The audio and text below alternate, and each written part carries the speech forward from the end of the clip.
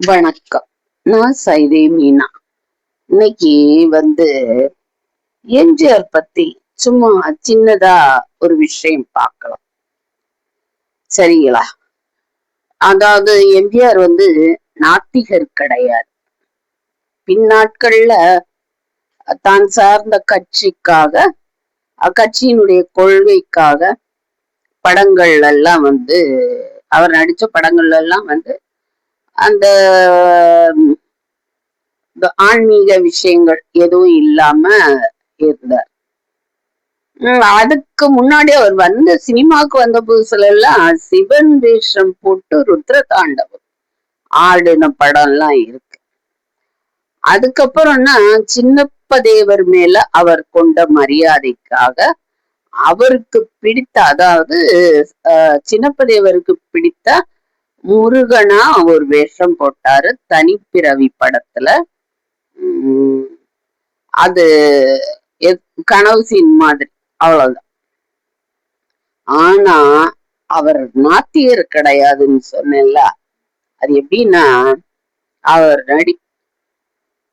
நடிப்புல வெளிவந்த பாடல்கள் எல்லாத்துலயுமே கடவுள், தெய்வம், இறைவன், சாமி, ஆண்டவர், இப்படி ஏதாவது ஒரு சொல் கண்டிப்பா இடம் பெற்று இருக்கும். இப்ப நான் அதை வருஷப்படுத்தி என்னால சொல்ல முடியல. நீங்க பாடல்களை கேட்கும் போது தெரிஞ்சு போயிடும். இப்படி இது போக அவருக்கு பாடல் எழுதினவங்க எல்லாமே ஒரு தீர்க்கதரிசி மாதிரிதான். இது இந்த விஷயம் புதுசு கிடையாது, எல்லாருக்கும் தெரிஞ்ச விஷயம்தான். பின்னாட்கள்ல அவருக்கு அதிகாரம் வந்தா அவர் என்னென்ன செய்வாருங்கிறத நல்ல பப்ளிக்காவே பாடல்கள்ல வச்சாங்க. மறைமுகமெல்லாம் வைக்கல, நல்ல பப்ளிக்காவே வச்சாங்க. என் காலம் வரும், ஒரு கடமை வரும், இந்த காக்கைகள் கூட்டத்தை ஒழிப்பேன், இப்படி சும்மா கிடந்த நிலத்தை கொத்தின்னு ஒரு பாட்டு. அதுல நானே போட போறேன் சட்டம், பொதுவில் நன்மை புரிந்திடும் திட்டம், நாடு நலம் பெரும் திட்டம், இந்த மாதிரி நல்லா அடிச்சு சொல்ற மாதிரியே நேரடியாவே அந்த பாடல்கள்ல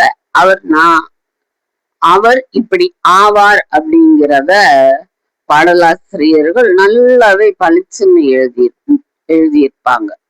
இது எல்லாருக்குமே தெரிஞ்ச விஷயம்தான், புதுசு கிடையாது. ஆனா ஆசைப்படுறதா எழுதியிருக்கிறாங்க. அவங்க எல்லாம் ஆசைப்படுறத எழுதியிருக்காங்க. இவர் இப்படி வரணும், இப்படி செய்யணும்னு சொல்லி எழுதியிருக்காங்க. ஆனா இந்த ஒரு விஷயத்த ஆசைப்படுவாங்களா? அவருக்கு உடல் நலம் இல்லாம போகணும், அதுக்கு இந்த கிட்டத்தட்ட உலகத்துல இருக்கிற அந்த தமிழர்கள், எம்ஜிஆர் ரசிகர்கள், அது என்ன மொழியை சேர்ந்தவங்களா இருந்தாலும் அவருடைய ரசிகர்கள் எல்லாமே சேர்ந்து ஜாதி, மதம், இனம், மொழி, மதம் இதெல்லாம் கடந்து அவருக்காக பிரேயர் பண்ணுவாங்க. அப்படிங்கறதெல்லாம் யாரும் நினைச்சு கூட பார்த்திருக்க மாட்டாங்க இல்லையா? அப்படி ஒரு பாட்டும் ஒரு படத்துல இருந்தது. ஆண்டவனே உன் பாதங்களை நான் கண்ணீரில் நீராட்டினேன் அப்படிங்கிற பாட்டு.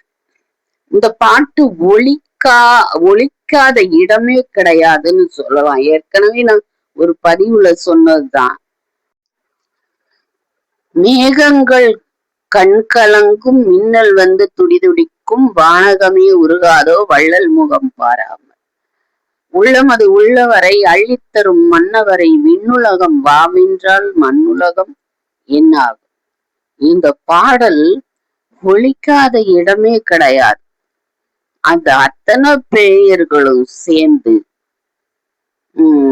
அவர் அமெரிக்கன் ஆஸ்பத்திரியில இருந்து, அமெரிக்கால இருந்து சிங்கம் மாதிரி இறங்கி, சென்னையில ஏர்போர்ட்ல இறங்கி விமானத்துல இருந்து இறங்குற காட்சி இனிமே மறக்க முடியாது.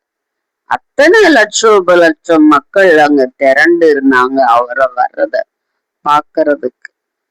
அப்படிலாம் நடந்தது அது மாதிரி. ஆனா இதெல்லாம் எப்படி கற்பனை பண்ணி எழுதுனாங்க? சாதாரணமா அவங்க எழுதுனது அது அப்படியே பளிச்சுது. அதுதான் ஒரு பெரிய ஆச்சரியம்.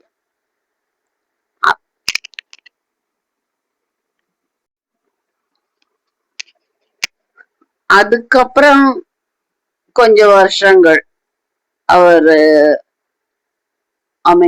முதலமைச்சரா இருந்தாரு. அதுக்கப்புறம் மறுபடி உடல் நலம் இல்லாம இறைவனடி சேர்ந்தார். அதுக்கு கூட பாருங்க, ஒரு பாட்டு வரி அது அவருக்கு தான் இன்னைக்கு வரைக்கும் பொருந்தது. இருந்தாலும் மறைந்தாலும் பேர் சொல்ல வேண்டும், இவர் போல யார் என்று ஊர் சொல்ல வேண்டும். அப்படித்தான் இன்னைக்கு சொல்லிக்கிட்டு இருக்கோம் இல்லைங்களா?